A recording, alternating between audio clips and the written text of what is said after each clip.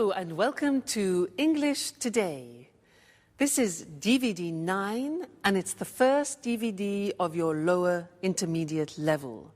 And in this DVD, we'll begin with another 3 episodes of our story, That's Life, followed by our special TV programs where there will be a debate about where to live, the city or the countryside. Then we'll learn how to make strawberry whip in the cooking section. Then in the grammar section, we will study how to use the English auxiliaries. We'll also look at how to ask for permission and express obligation using must and have to. You'll also learn some important phrases for talking on the telephone, okay? So, happy viewing. What horrible weather. I hate it when it rains. So what are we going to do today? It's a perfect day for tidying up. I enjoy putting the house in order when the weather is bad. By the way, look at the mess. We don't often get a chance to clean up together. You're joking, right? I hate cleaning the house. Don't you have any better ideas, Anne? Just a little bit of tidying up. Anyway, it was just an idea. And not a bad idea at that, in my opinion. Sorry, that idea is bad. What else do you suggest? Personally, I enjoy doing something more exciting than vacuuming and doing the dusting. Why don't we play a game? What kind of game? How about playing cards? No, I hate playing cards. It's so boring. Let's see what's on TV. Cartoons, soap operas, political talk shows. There's nothing interesting on. Shall we go for a walk? I like walking in the rain. Why don't we take a walk to the new bakery in Piccadilly? What do you say? Are you crazy? It's raining out. Well, you know what the traffic's like when it rains. I certainly don't want to get stuck in a traffic jam on a Sunday. That happens every day when I drive to work and when I drive back home. Okay. Okay. So, what shall we do? If you want, I can read your fortunes using the tarot cards. Aren't you interested in what the future holds? That's your favorite hobby. No thanks, Alice. Let's not think about the future. I prefer the future to remain a mystery. Well, I prefer to be prepared if something is going to happen. I don't like surprises. So, sit here. I'll tell you who you are and what your future holds. You know what I like to do on days like this? Nothing. Totally relaxing, doing nothing. I agree with you, Jack. Total relaxation. Now that's a great idea. And maybe eating something nice and tasty. Huh, Anne? Why don't you prepare us one of your lovely lunches? No way, guys. You don't want to go out. You hate cleaning the house. You don't like playing games. So, in other words, you want to do nothing while I have to cook. And do you know what I say? I also enjoy doing nothing. That's what I'm going to do. Watch out, couch. Here I come.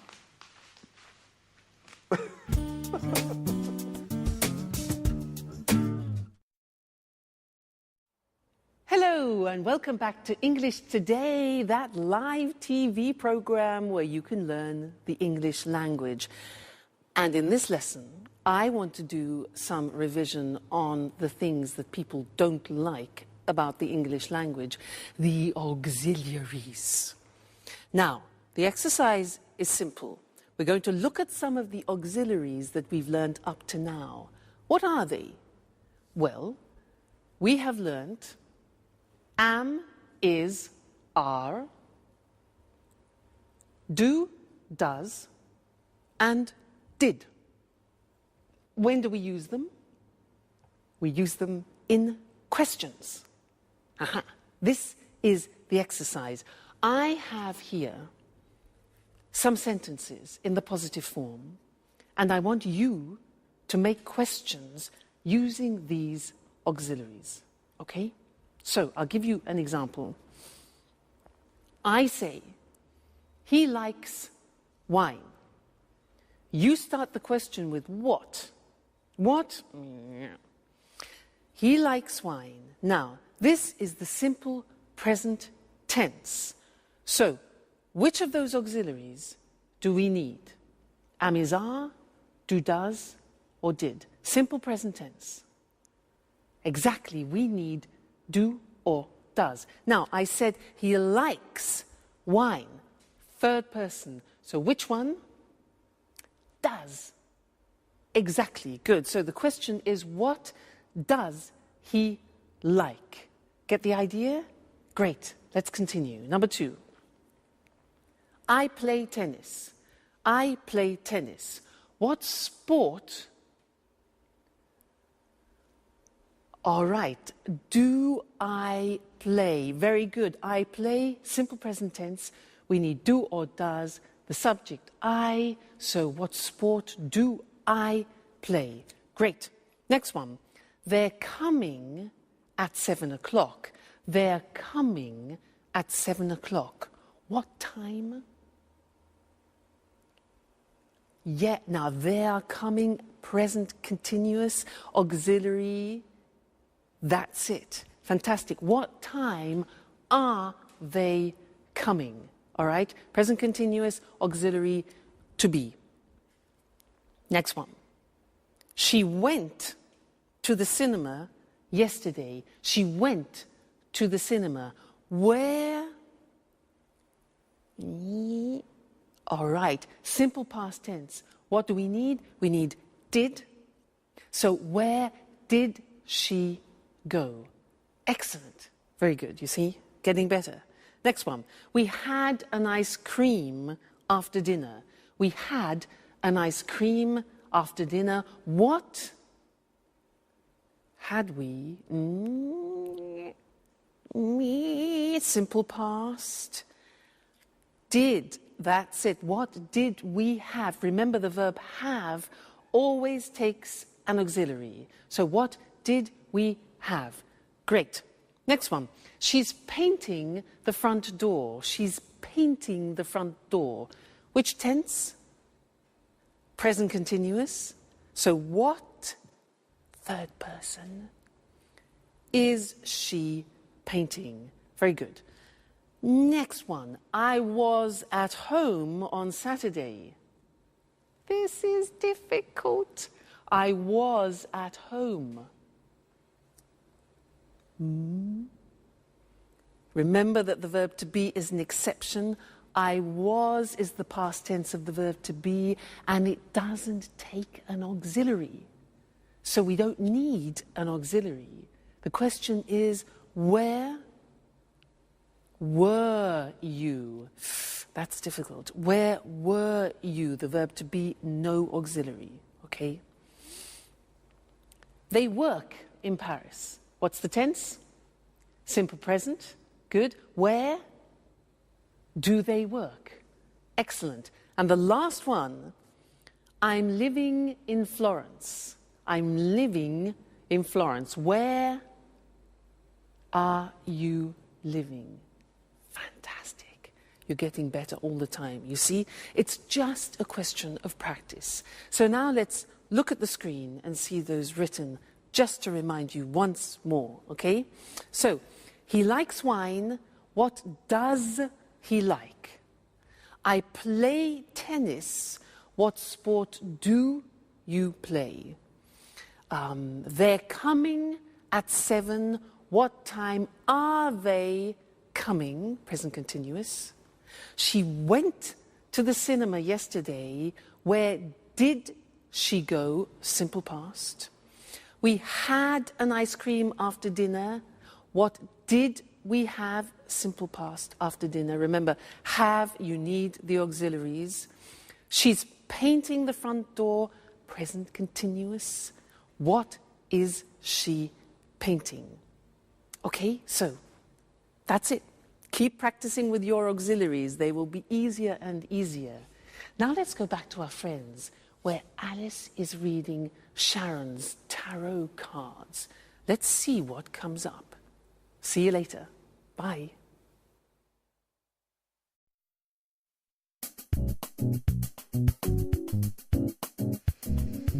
Yeah, I see.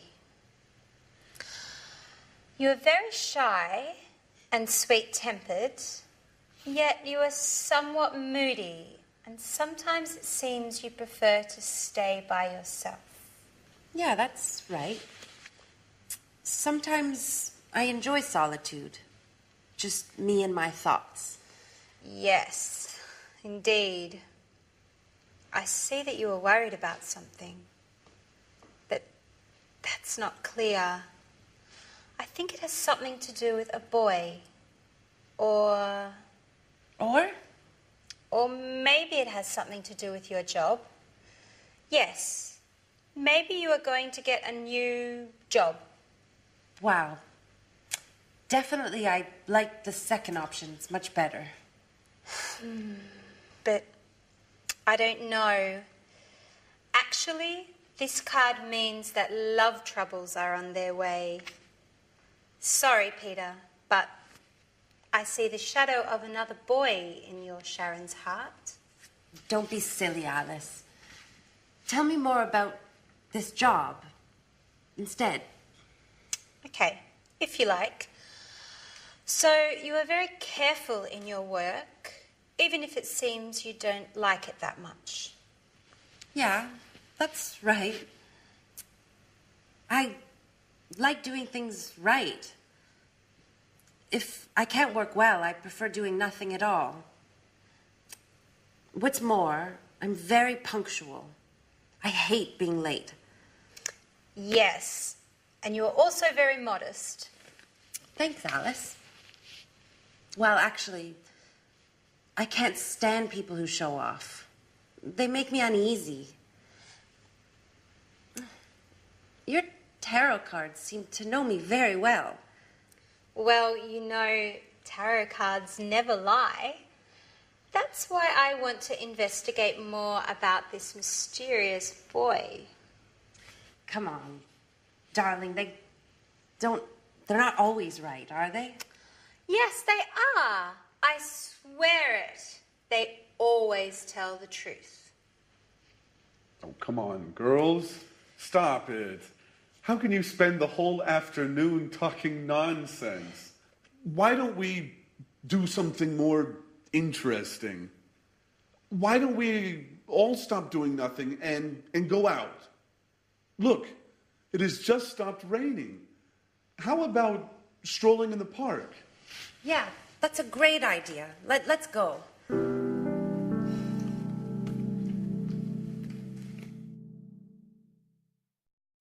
Hello again and welcome back. I want to continue doing some work on auxiliaries. Do you believe in tarot cards? I don't. Now, that's sort of an example of what I'd like to teach you now. Short answers in English.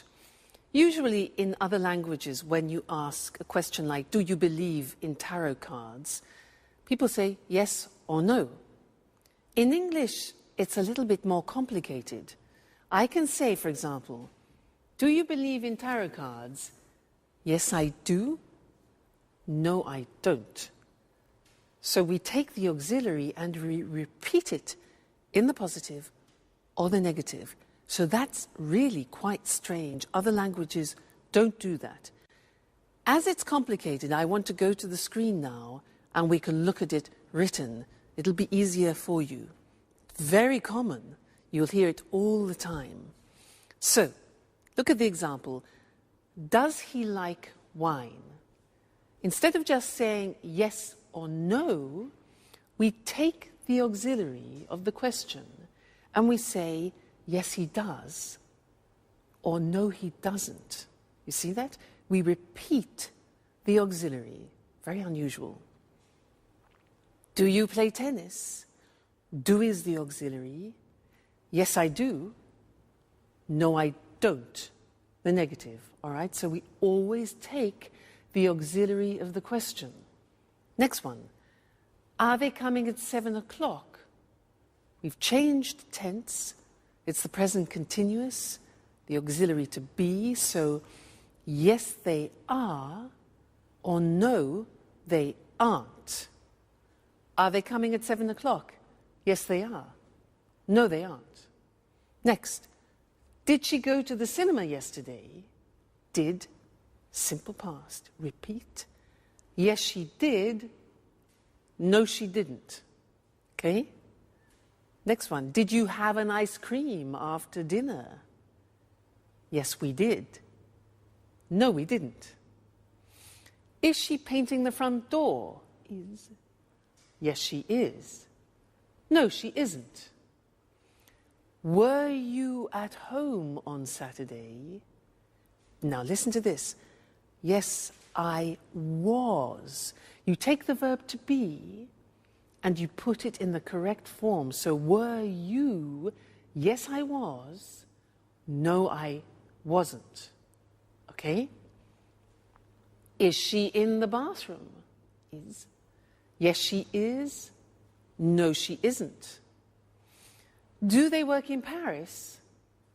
Yes, they do. No, they don't. Are you living in Florence?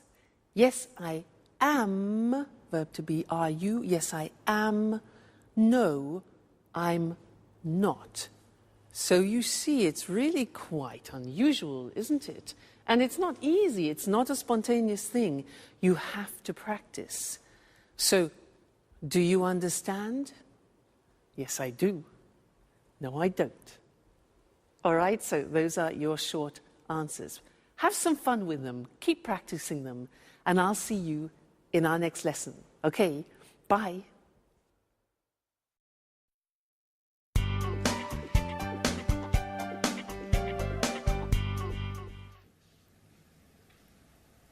Hello, this is Anne Baxter from Red Bear Publishing. I'm looking for accommodation for an American writer and his agent. They're coming to London in 2 weeks' time. Could you tell me a little bit about your hotel, please? Our clients are used to the very best. Mm-hmm. Mm-hmm.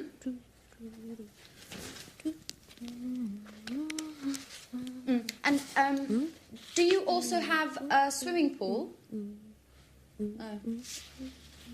A sauna? Great. And as far as entertainment is concerned, do you have a lounge with live music?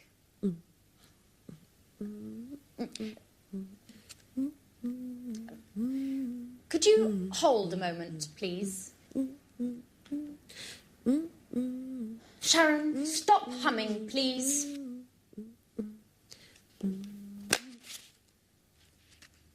I can't hear anything.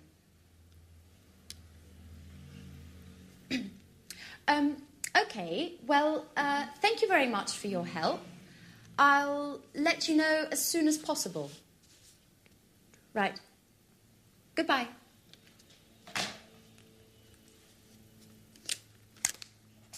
What are you doing, Anne? My boss asked me to book rooms for 2 of our most demanding clients.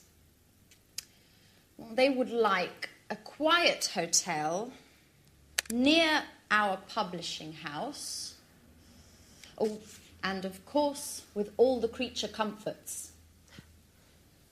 So I'm making a few telephone calls.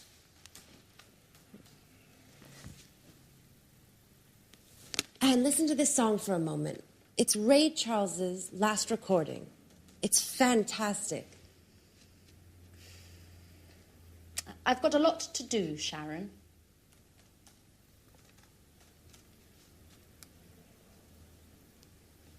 Just for 1 minute, Anne. Come on. I'm afraid I can't now. But just why don't you go over to Alice's? She's having a shower. You know, when Alice gets in the bathroom, she takes at least 2 hours. Well, do whatever you want. Just, please, get out of this room. Anne, what's the matter today? Why are you treating me so badly? That's enough, Sharon. I know everything about it. Everything about what? That you've got a lover. A lover? Are you going crazy, Anne? Oh, don't try and pretend with me, Sharon. And I call you a friend. But it's the truth. Uh-huh.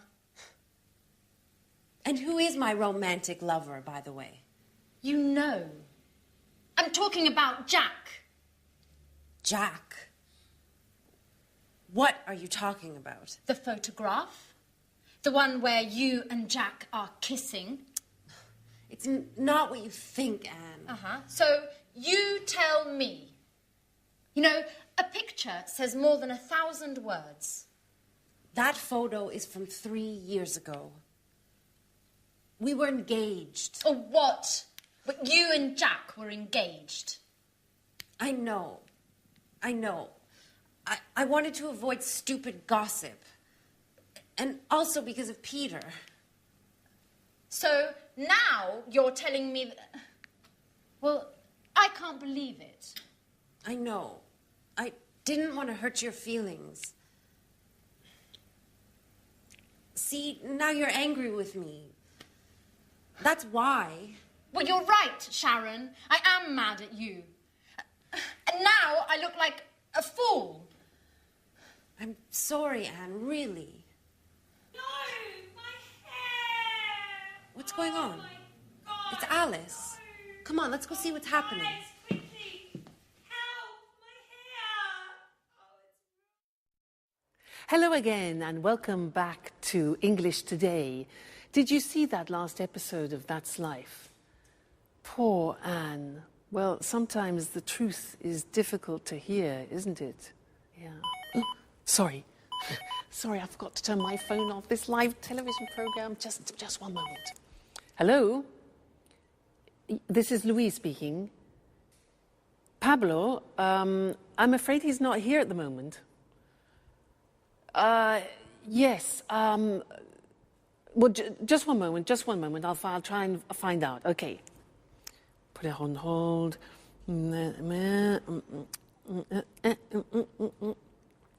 Hello? Yes, hello. Could I speak to Pablo, please? What, could you put me through to him? No. Okay, yes, I understand. No, it's not important. Don't worry. All right, thank you very much. Thank you. Yes. All right, bye. Hello? Yes, hello. I'm afraid he's not available at the moment. Yes. Would you like to leave a message? Sharon called. Okay. Would you like him to call you back? Yeah. All right. Okay. Yes, I'll tell him. Right. Thank you. Thank you very much. Goodbye. Goodbye. Sharon? Who's Sharon? Where were we? Yes, interesting. I wanted to talk to you about telephone language. Now, I used some phrases there which are quite useful to you, and I want to go to the screen so that we can see those written together and look at how the phrases work, okay? Now, look at these situations. When you don't understand someone on the telephone, what do you say?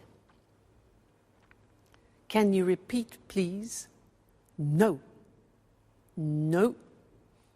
If you ask somebody, can you repeat, please, it's like asking them to vomit. Why? Because there is a small word missing, a very important one.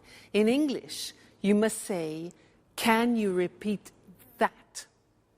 Please, very important. Many people make that mistake, and they ask everybody to vomit on the telephone. So remember, can you repeat that, please? Good. Next, when, for example, imagine that you are on the telephone and you want to write something down when the person is speaking. So you want them to... Okay, good. So you stop them. Just a minute. Just a minute. This is difficult. We say in English, I'll make a note of that. Okay? Just a minute. I'll make a note of that. I'll make a note of that. Snap decision. All right? Next one. Imagine you're on the telephone and somebody knocks at the door when you're speaking. Now, you have to say, What can you say? Yeah, so just a minute. We say, I'll be right back. Now that means that you're going somewhere and coming back then quickly. So, just a minute. I'll be right back. I'll be right back. Okay? Useful, that phrase. Now, you return to the phone, okay, and the other person has been waiting for you. So, you need to apologize for the inconvenience. So you can say, sorry. We say in English, sorry to keep you waiting. Sorry to keep you waiting. So you say, just a minute, I'll be right back. Music, and you say, sorry to keep you waiting. All right? Great. Next thing. You're speaking to somebody and suddenly the other person disappears. Because, disappears. Now, how do you say that? In English, we say, sorry, we were cut off. We don't talk about the telephone line. We say, sorry, we were cut off. Okay? Great. Now, when the line is bad, you know, with mobile phones, often you can't hear properly, especially when you're on the train, sometimes when you're in the mountains, and you hear... Do you know what you can say? We say in English, hello, you're breaking up. You're breaking up. I'll call you back. I'll call you back. So, you're breaking up, I'll call you back, or can you call me back? All right, so those are some of the most important phrases when you're speaking on the phone, but we will be looking at more telephone language because it's very useful for you, and it's a bit unusual. You need to practice it a lot. Practice in the bath, for example. I'll be right back. I'll be right back. So that way you don't panic when you answer in English. All right? Great. So I'll see you in the next lesson and we'll look at some more telephone language. Bye.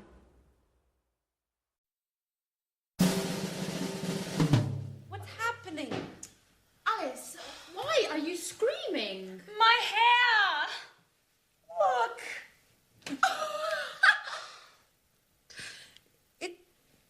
It looks...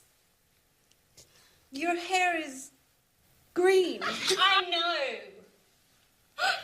But how? Okay, imagine this.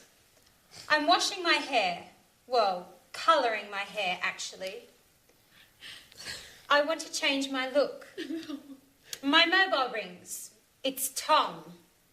He's telling me all about this great party yesterday evening. I'm listening to his story and I don't realise the time flies. More than an hour. It's always the same old story, Alice. Anyways, green suits you. It looks very original. Very unique. Just like you. Well, Alice, don't be offended, but you look like a frog. Thanks, Anne. That's the nicest compliment. What shall I do? Well, why don't you call a hairdresser and make an appointment? And in future, try to avoid changing your look.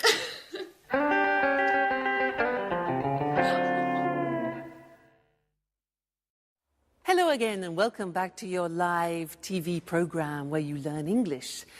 And in this lesson, I want to go back to look at some more telephone English because it's really not that simple. We have special phrases that we use when we speak on the telephone in English.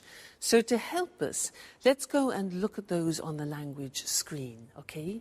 Now the first thing is when you introduce yourself on the telephone, we don't say, I am Louise. We say this. We say, this is Louise, or this is Mr. Smith. Now that's really quite unusual and different to other languages. So, hello, this is Mr. Smith. Or we can say, hello, Tom speaking. Tom speaking, Louise speaking. Okay, so don't say, hello, I'm Louise. We only use that when you do, for example, a sales presentation on the telephone. All right? Good. Then, asking who the other person is, you can say, hello, is that Mr. Jackson? Is that Mr. Jackson? So it's like, this is that Mr. Jackson? Hello, is that Peter speaking? And not, hello, are you Peter?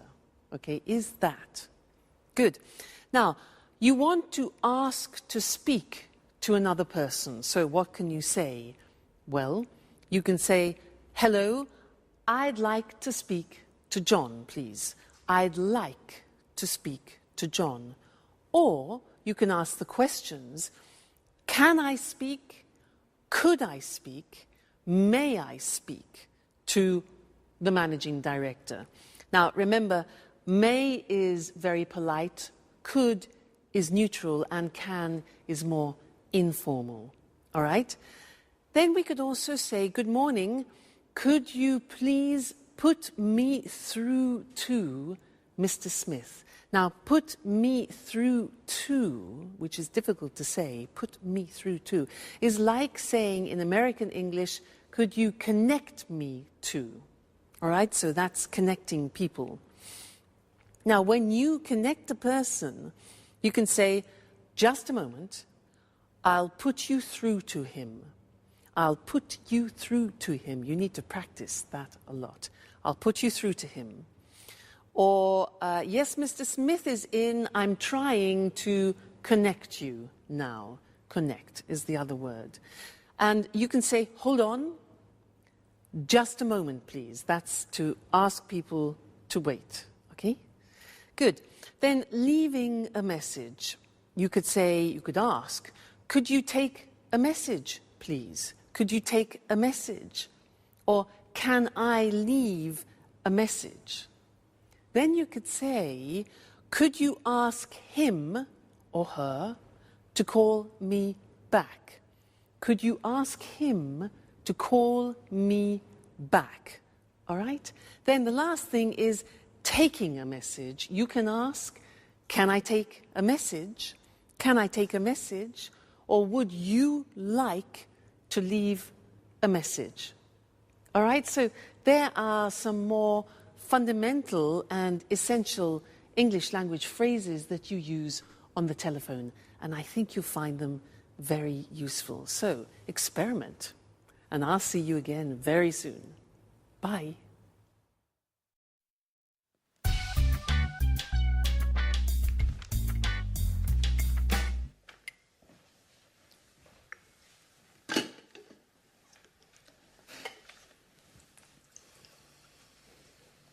Good morning, everybody.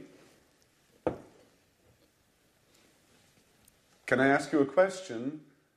Yesterday evening, I got... Sorry, Jack, I can't listen now. I've got to get to work. I have a meeting at 9:30 with my editor. And I'm late. But I only need a minute. It's important. Nothing is more important than this meeting. If I arrive late, my boss will kill me. Ring me later if you want. Bye-bye. Great. Alice. Alice. Can I ask you a question? Yesterday evening... No, Jack, I can't. I'm really sorry, but I have to get going too. But you never leave before 11 in the morning. Why are you in such a hurry today? I'm starting a new yoga course this morning. My horoscope says I have to do some exercise. Well, if your horoscope says so. Anyway, I only need a second. No, Jack. My teacher told me not to be late. You can give me a call later. But Alice, wait. It's important. What a bunch of nuts. I wonder what my aunt will think.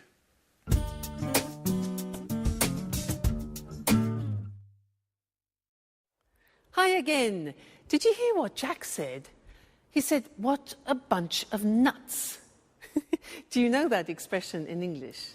Because nuts has a couple of meanings. Nuts are the things that you have in an aperitif, but it's also a way of calling somebody a crazy person. You say, you're a nut, means you're crazy. Okay, I just wanted to clarify that for you. He also said, can I ask you something? May I ask you something? He wanted the girls to listen to him, and they weren't paying any attention. And I want to talk to you about these words, which are may, could, and can, because they are the three forms that we use when we ask for permission. So what's the difference between them? Now, if I say, excuse me, may I open the window because it's hot in here, may is used in more formal situations. If I use could, it can be used in any situation. It's neutral. So, for example, could you lend me your pen? And can is used in more informal situations. Imagine you're at home, you're having dinner, you want the salt, so you can ask, can I have the salt? Less formal. So let's go to the screen and see those written, see the differences. We talked about it already, actually, when we looked at telephone conversations. So, formal situations, may I, and we can also say, may we. May I, may we. May I ask you a question? May I offer you something?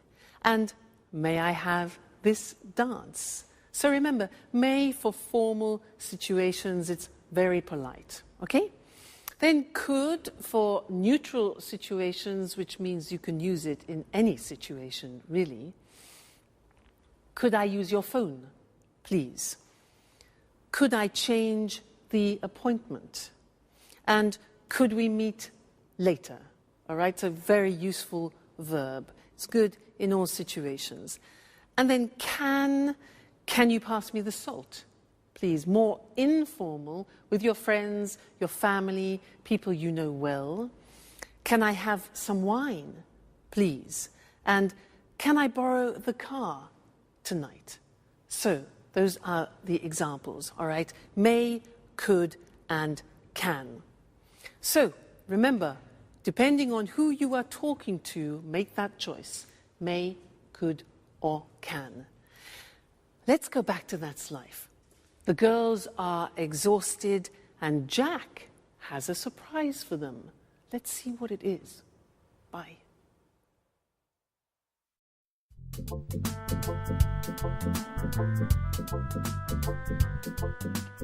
What a day. I'm exhausted. Me too. All of my muscles are killing me. What is there to eat, Anne? Well, we can make a sandwich. That's about it. The fridge is practically empty. Jack, is that you? Who's that with him? Hi, everybody. This is my Aunt Carolina. She came all the way from Bologna to see me. She'd like to see how I'm getting along.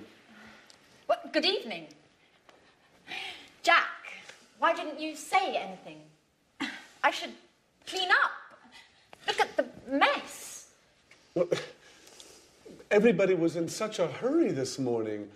I tried to telephone you, but your mobile was off. And Alice's mobile just rang and rang. I imagine you left it at home again as usual, Alice. Well, I guess so. Good evening. It's a pleasure to meet you.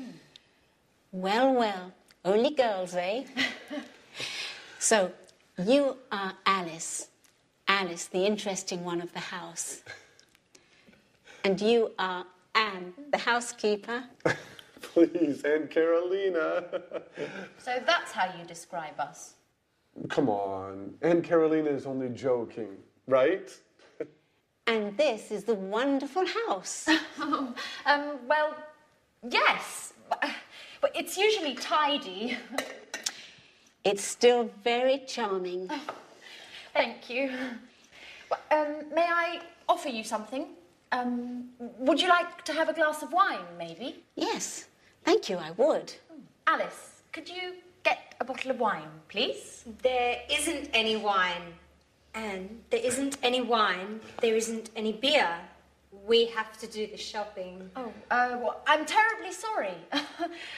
It's not usually like this, but today was very busy. Do you know what? Let's go out for dinner. Oh. What do you say, Aunt Carolina? That sounds good to me. Excuse me, do you go out dressed like that? Maybe you should get cleaned up a bit? Yeah, you're absolutely right. Let's get ready to go out on the town. May I ask you a question, Jack? Of course, Aunt Carolina. Shoot. Do you really think it's such a good idea to live together with all these women?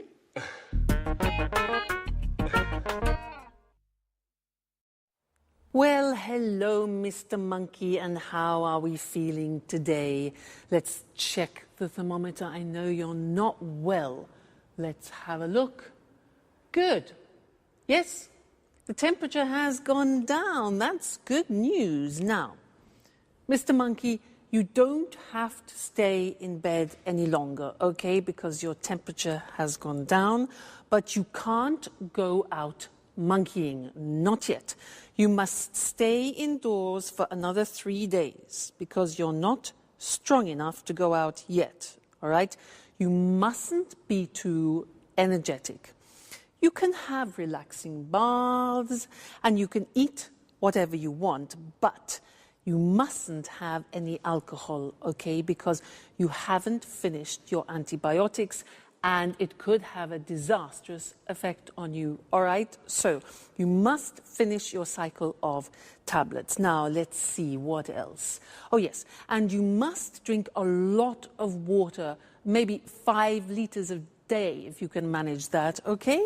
Good. So, oh, and you don't have to pay me until you're better, okay, Mr. Monkey? So, take very good care of yourself, and I will come back tomorrow and check on your condition again, okay? So, goodbye, Mr. Monkey. See you tomorrow.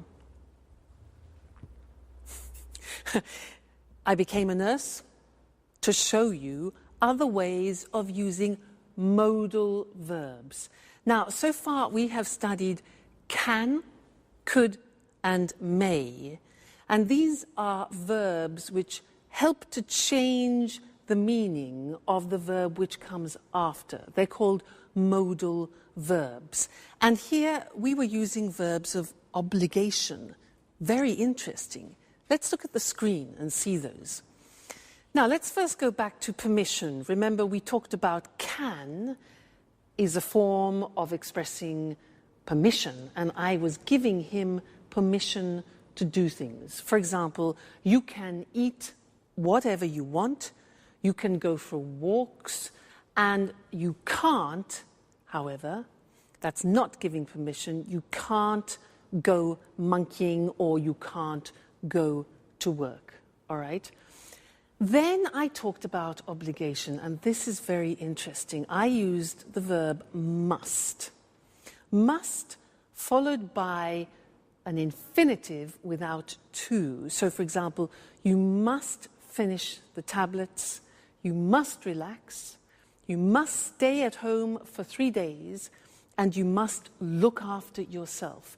Now, that in English is how you express obligation, something which is you are obliged, forced to do. All right? It's a strong verb in English. Now, the opposite, mustn't, means prohibition. If you do that, okay, so very strong verb. You mustn't drink alcohol. You mustn't do anything energetic. And you mustn't jump about. All right? So must and mustn't. Must, obligation. Mustn't, prohibition. Then I said something else. I said, you don't have to stay in bed. Now that's very interesting because that's optional obligation. And it's the same as saying you don't need to stay in bed. You don't have to stay in bed. It's optional. Or you don't have to stay indoors. I also said, you don't have to pay me. It means it's not necessary. So that's optional obligation with have to. So that's an important lesson. Must, mustn't, and have to as different ways of expressing obligation. Great. So now you have to study more English. You must read and watch your English lessons. Okay? And I must see you again next time. Okay then. Goodbye. Good evening. Welcome to this week's edition of Let's Talk, our discussion program with our commentators, Tom and Marie. How are you? Fine, Eric. Fine. Good to see you again. Well, did you have a good weekend? Very good, thanks. I relaxed in the country. I have a house there. It's so peaceful. A healthy weekend. And you, Tom? Well, I had a great weekend too. I stayed in the city and it wasn't peaceful. I went out a lot and made some new friends. Sounds like a good weekend to me. So, the same old story. A relaxing, peaceful life in the country compared with an exciting life in the city. Where's the best place to be? In the city or in the country? Let's discuss this more. Sure. I'll convince you that gardening's more interesting than the pollution and chaos of the city. Well, I'm not so sure about that. Last weekend, I went to the cinema, a rock concert, and 2 parties. Gardening isn't for me. Really? Your weekend certainly wasn't relaxing. Don't you feel tired? Well, maybe a little, yes, but I love city life. The city offers so many things. It's fantastic. I don't agree with you. Life in the city is too stressful. You rush around all day long. And then there's the traffic and finding a parking space. Walking in the woods is far better than being stuck in traffic jams. I'm really thinking of moving to the country. Well, I don't think I could ever live in the country. I'd die of boredom. It would be a problem for my work, too. You're wrong, Tom. You can work from home. A friend of mine does this. He works from home. He uses the internet for email and virtual meetings. He goes to the office in the city 2 or 3 times a month. He's got 3 children and life in the country is great for the family. And he loves gardening too. And gardening is difficult in a city, isn't it? Sure, but country life is so isolating. You don't meet new people. Well, okay, the city is more polluted, more stressful, but country life is so boring. I like meeting new people, making new friends, and in the city, it's easy to meet new people. I'm not so sure about that. Whenever I'm in the country, lots of my friends come to visit me. They all complain about the stress of city life, and they really enjoy the peace and quiet of the country. I'm sure that sooner or later, you'll arrive too. Let's bet on it. But if I do come, I'll bring a few friends and maybe we'll have a party. OK, I'll be waiting for you. Of course, you're invited too, Eric. Oh, thanks, Marie. Okay, this is a good compromise. A less stressful weekend for Tom and a more exciting one for Marie. Well, the city or the country? I think it's difficult to say where it's best to live. It depends upon your taste. The country life is more relaxing, whereas the city life is more exciting. Well, time to say goodbye. Goodbye, Marie, and goodbye, Tom. Goodbye, Eric. Goodbye, Eric. And goodbye to you. And see you again next time on Let's Talk. Did you notice how we call life in the city, city life, and life in the country, country life? City life is more exciting, but also quite stressful. We say something is stressful when it makes you nervous. The traffic in the city is stressful. Traffic is the word we use for cars, buses, trucks, everything on the roads. When the traffic moves slowly or stops, we say there is a traffic jam. Parking in the city is also stressful. It's often difficult to find a parking space to park your car. Notice the verb is to park, and a place where you can leave your car is called a parking space. Usually in cities, there are car parks. A car park is a big area with lots of parking spaces for many cars. Another problem in the city is the pollution. Pollution is the contamination of the environment. For example, the traffic makes the air dirty. In the country, the air is clean and it's easy to park. But Tom says it's boring to live in the country because there's nothing to do. Boring means that it's not interesting. Marie says it's relaxing to live in the country. Relaxing means it makes you feel relaxed. Notice that often the adjectives we use to describe things, places, or people end with ing. The city is exciting. The country is relaxing, but boring. Adjectives that describe how a person feels often end with ed, ed. Tom is bored. In the country. Marie is relaxed. In the country. And stressed. In the city. Marie said that the city, you rush around all day. Rush around means to go everywhere and do everything very quickly. But in the country, you can go for walks in the woods and do the gardening. A wood is an area with lots of trees. The gardening is the work you do in your garden, like watering the plants or cutting the grass. Well, see you. Welcome to Cooking Today. Today I'd like to introduce you to a very special guest, Lisa French. She's the popular author of the bestseller, A PhD in Homemaking. Lisa, thank you so much for inviting us into your home. It's my pleasure. If you're wondering what to make for lunch, if you have to prepare a last-minute dinner, then Lisa's the person to ask for help. Listen, Lisa, I'm having a dinner on Saturday. Could you give me a tip on a quick and tasty dessert? Of course. You can prepare an easy-to-make dish with fresh strawberries. The strawberry season only lasts a few weeks, so it's worthwhile making the best of in-season berries. And it can be made in a jiffy. Oh, strawberries. I absolutely go mad about strawberries. So let's get started. Just the idea of strawberries makes my mouth water. First, wash, drain, and hull strawberries for 4 servings. Then, mash them to a pulp. All of them? No, you have to put aside some good ones for decoration. Okay, then what? Next, whip about half a pint of cream.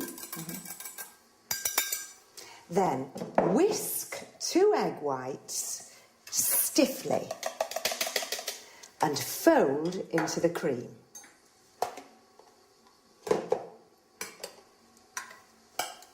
Add the strawberry pulp.